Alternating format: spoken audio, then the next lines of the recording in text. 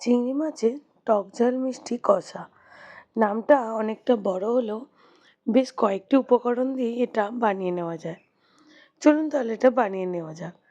কড়াইতে তেল দিয়ে তেল গরম হলে তার মধ্যে আমি দিয়ে দিলাম গোটা জিরে দিয়ে তার মধ্যে দিয়ে দিলাম কুচিয়ে রাখা পেঁয়াজ।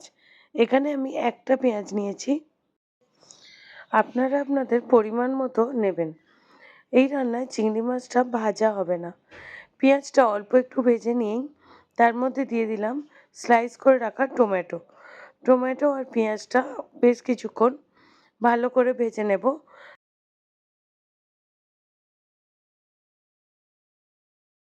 পেঁয়াজ আর টমেটোটাকে ভালো মতো ভাজা হয়ে গেছে, তবে এটা খুব বেশি পোড়ানো যাবে না। এবার এর মধ্যে দিয়ে দিলাম 1 চামচ আদা রসুন বাটা, নুন আর হলুদ। আর পুরো রান্নাটাই লো ফ্লেমে করা হচ্ছে। আবারও 1 থেকে 2 মিনিট এটাকে খুব ভালো করে কষিয়ে নেব।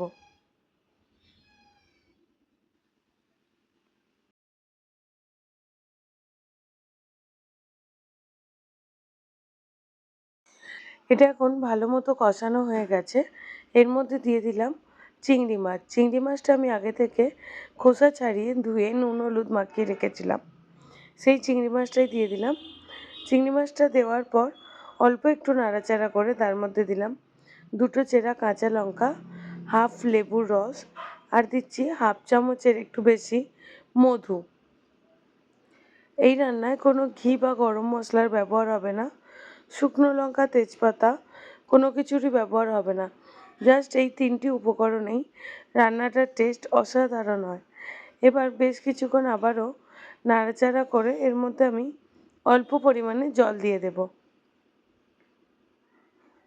এখন এটা কষানো হয়ে গেছে, এর মধ্যে এবার খুব অল্প পরিমাণে জল দেব।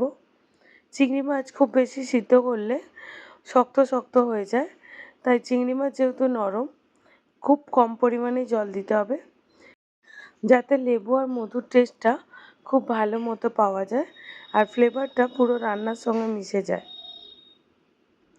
পুরো রান্নাটাই আমি লো ফ্লেমে করেছি, এই রান্নাটা হাই ফ্লেমে করা যাবে না। জলটা দিয়ে অল্প একটু ফুটিয়ে নিয়ে জলটা কমিয়ে নিলেই রেডি হয়ে যাবে চিংড়ি মাছের টক ঝাল মিষ্টি কষা। আর আমি যে কড়ার সাইড থেকে এগুলোকে নামিয়ে দিচ্ছি, এগুলো কিন্তু রান্নার একটা টিপস। এগুলো থাকলে সাধারণত পুড়ে যায় এবং রান্নার টেস্ট নষ্ট হয়ে যায়, তাই সবসময় চেষ্টা করবেন কড়াকে পরিষ্কার রাখার। ভিডিওটি ভালো লেগে থাকলে লাইক এবং শেয়ার করে দেবেন, আর কেমন লাগলো তা আমাকে কমেন্টে জানাবেন।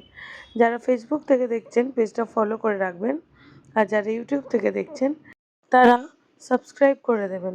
দেখা হচ্ছে আবার পরের ভিডিওতে, ততক্ষণের জন্য বাই।